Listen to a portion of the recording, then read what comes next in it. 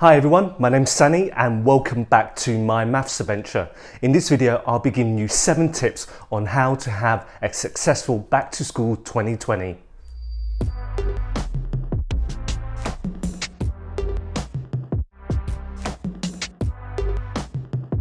So it's Tuesday the 1st of September and for most of us the new academic year should have started. After the drama of last year, one can only hope that a more stable year is coming. If you're a mature student who's returning back to education after a long hiatus, then I want to give you 7 tips on how to make your return back to further education a successful one. If you're new here and you found me through the power of the YouTube algorithm, I really appreciate it if you can take a moment to hit that subscribe button and turn on your notifications. It will really help support the growth and the future success of my channel. Thank you. So on to my tips. So my first tip is to get your finances in order. Most mature students will need to pay for their further education courses. If that applies to you, then make sure that you've paid before your course begins, or if you're spreading the cost of your course, that you have some sort of payment plan in place. The worst thing that can happen is having to worry about school finances as your course progresses and gets more challenging. Having that nagging feeling of late courses on the back of your mind is very disruptive to your studies. So just make sure that you have your fees in good order before you begin your course.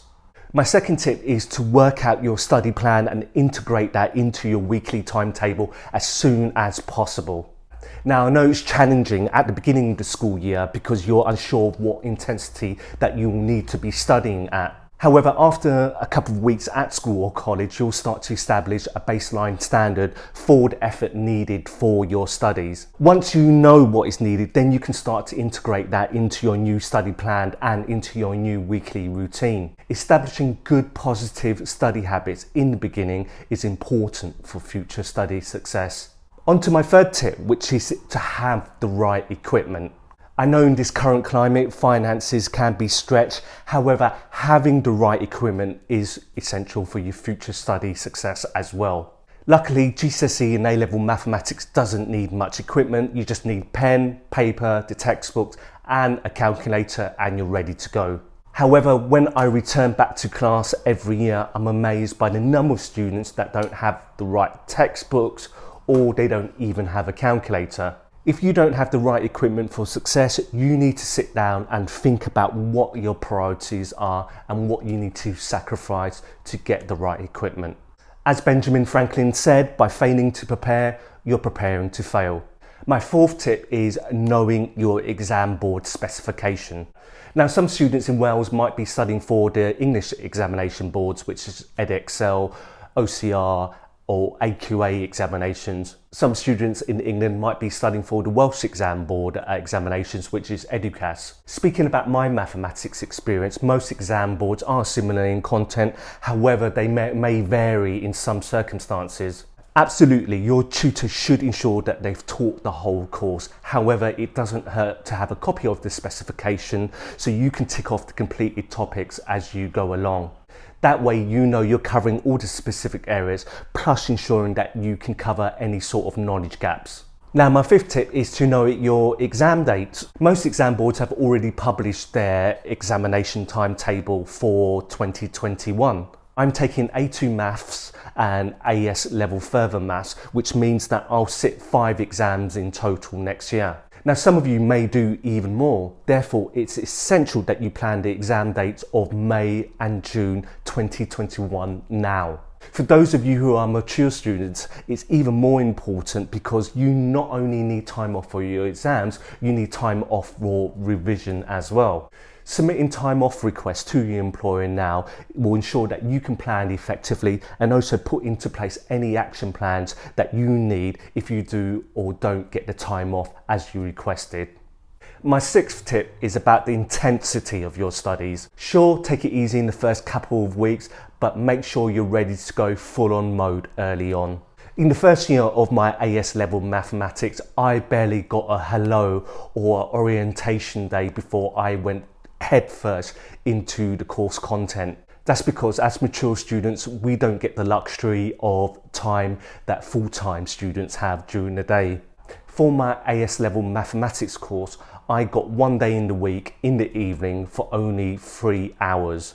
Most mature students studying an evening course will have something similar to me. Naturally, if you want to do as well as a full-time student, you're going to have to work not only harder, but smarter as well.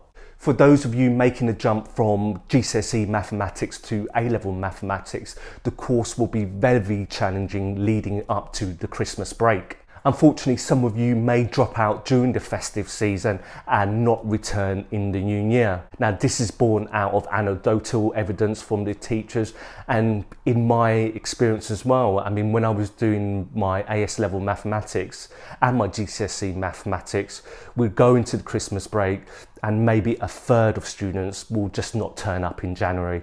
So don't be one of these people. Be prepared for difficult times ahead and enjoy the process of getting better. My last tip is about the principle of success. You can't have massive success without making massive sacrifices. If you want top grades, then you're going to have to work harder than the rest of your class.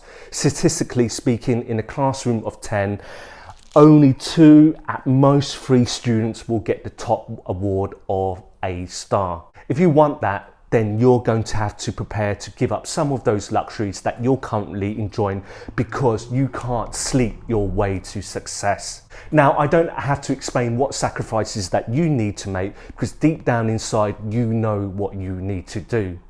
For me, I sacrificed a good career, promotion, earning good money for a dream that only I can see.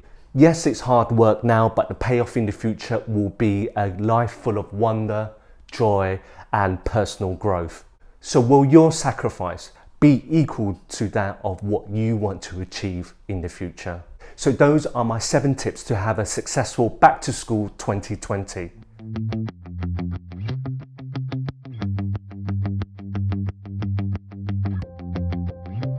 Next week I'll be talking about my progress in my AS level further mathematics self-study. I've just completed the complex numbers chapter and what an amazing and rewarding chapter that was. I can't wait to give you a review of that and tell you some of the things that I've learned, and it's been a real eye-opening chapter. Hopefully you can join me next week for that. So wherever you are in the world, get ready for Back to School 2020, stay safe, and I'll see you next week.